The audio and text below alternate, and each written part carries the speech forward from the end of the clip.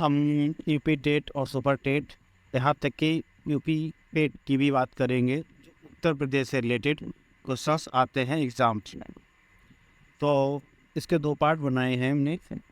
तो आपको दोनों पार्ट देखने होंगे इसकी अधिक से अधिक चीज़ों को सीखने के लिए। ठीक है, तो आइए जानते हैं।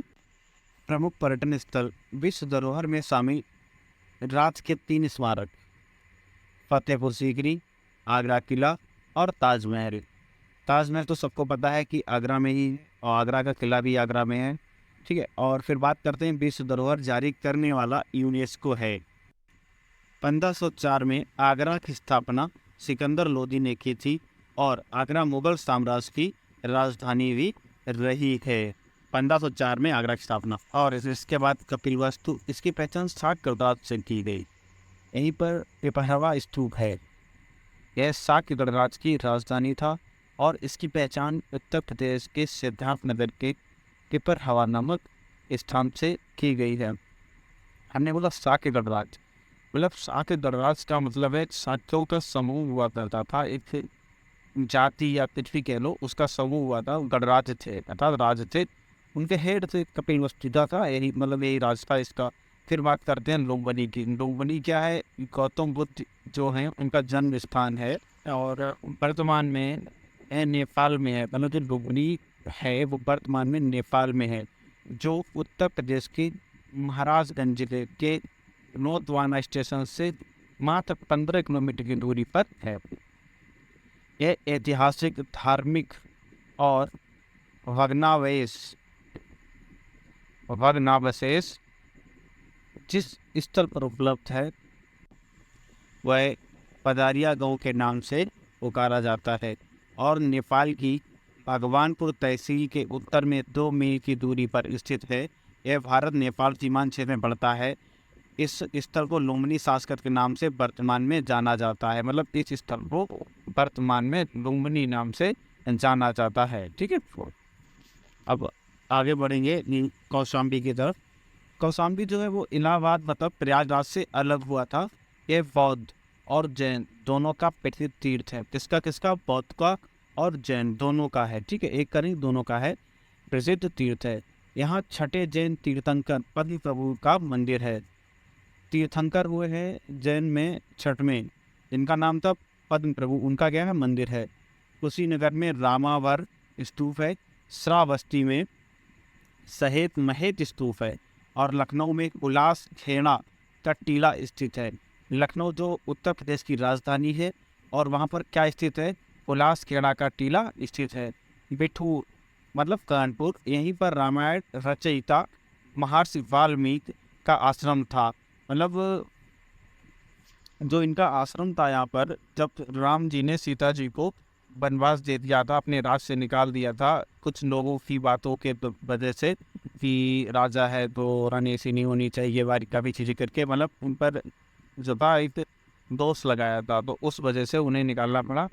तब जो सीता जी रही थी आकर वो पिठूर आश्रम में ही रही थी। उस समय यहाँ पर क्या था? हमारे महर्षि वाल्मीकि जी का आश्रम हुआ करता था। और अब इनके बाद नैमिषारण्य की ओर चलते हैं। नैमिषारण्य जो है वो सीतापुर जिले में स्थित है और यहाँ पर महर्षि दधीच ने यहाँ पर अपनी अस्थियाँ दान की थी और उन्हीं अस्थियों से बना था इंद्र का वज्र। और भगवान राम ने पिनाक नामक धनुष का खंडन किया और सीता जी से शादी की। जब सीता जी से विवाह किया तो मतलब जो धनुष बना था वो दधीच की रीढ़ की हड्डी से बना था। ठीक है, और इसे 88,000 ऋषियों की तपोभूमि भी कहा जाता है। फिर आता है कोला गोकर्णा जो लखीमपुर खीरी में है। इसके बाद उत्तर प्रदेश के मेला। उत्तर प्रदेश में सबसे अधिक मेला मथुरा में लगते हैं और जो ये मेला सामने लिखे हुए हैं ये इम्पोर्टेंट हैं एग्ज़ाम की दृष्टि से। द्रौपद मेला जो है वो वाराणसी में लगता है। हरदास जयंती वृंदावन में होती है। गोविंद साहब मेला अम्बेडकर नगर में। महावीर जी मेला लखनऊ में। परिक्रमा मेला या सावन झूला ये अयोध्या में। और जो इम्पोर्टेंट है वो है माघ मेला जो प्रयागराज इलाहाबाद में लगता है और ये शुरू होता है मकर संक्रांति से। फिर आता है नौचंडी मेला मेरठ में लगता है। मार्ग शीर्ष मेला एटा में लगता है। शाकुंभरी देवी का मेला सहारनपुर लगता है। देवा शरीफ मेला बाराबंकी लगता है, इंपॉर्टेंट है। मक्कनपुर मेला फर्रुखाबाद में लगता है। और रामायण मेला जो है वो चित्रकूट में लगता है। ये इसके बाद थोड़ी बात करते हैं कुछ स्मरणीय तथ्य के बारे में। जो उत्तर प्रदेश के प्रथम मुख्यमंत्री थे उनका नाम था गोविंद वल्लभ पंत, और प्रथम महिला मुख्यमंत्री थी उनका नाम था सुचेता कृपलानी, और प्रथम राज्यपाल उत्तर प्रदेश के सरोजनी नायडू, और सर्वाधिक बार मुख्यमंत्री मतलब उत्तर प्रदेश में सबसे अधिक बार मुख्यमंत्री बनने वाली सुश्री मायावती जी, जिन्होंने 4 बार उत्तर प्रदेश में मुख्यमंत्री पद को ग्रहण किया। फिर आगे बात करते हैं उत्तर प्रदेश वन्य जीव विहार और पक्षी विहार। तो वन और वन्य प्राणी विषय संविधान की 7वीं अनुसूची में है। कौन सी अनुसूची में है? 7वीं अनुसूची में है। एशिया का पहला राष्ट्रीय उद्यान हेली राष्ट्रीय उद्यान है, लेकिन यह उद्यान पहले उत्तर प्रदेश में था मगर अब नहीं है। अब इसका नाम हेली राष्ट्रीय उद्यान न होकर के जिम कॉर्बेट नेशनल पार्क है। उत्तर प्रदेश का एकमात्र राष्ट्रीय उद्यान दुधवा राष्ट्रीय उद्यान है, जो लखीमपुर खीरी और पीलीभीत जिले में फैला हुआ है। 2 जिलों के में फैला हुआ है, लखीमपुर खीरी और पीलीभीत जिले में फैला हुआ है दुधवा राष्ट्रीय उद्यान। फिर बात करते हैं वन्यजीव विहार की। 1956 में वन्य जीव संरक्षण संगठन बनाया गया। फिर 1957 में चंद्रप्रभा वन्य जीव विहार हुआ। ठीक है, 1956 में वन्य जीव संरक्षण संगठन का याद रखना है, और 1957 में चंद्रप्रभा वन्य जीव विहार। फिर बात करते हैं उत्तर प्रदेश के सबसे बड़े और सबसे छोटे वन्यजीव विहार की। तो हस्तिनापुर वन्यजीव विहार जो मेरठ में स्थित है वह उत्तर प्रदेश का सबसे बड़ा वन्यजीव विहार है, और उत्तर प्रदेश का सबसे छोटा वन्यजीव विहार महावीर स्वामी वन्यजीव विहार जो कि ललितपुर में है। ठीक है, फिर इसके आगे हम लोग बात करेंगे पक्षी विहार की।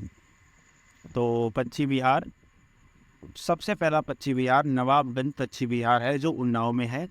फिर सबसे बड़ा पक्षी विहार लाख बहोशी पक्षी विहार, सबसे बड़ा पक्षी विहार लाख बहोशी पक्षी विहार।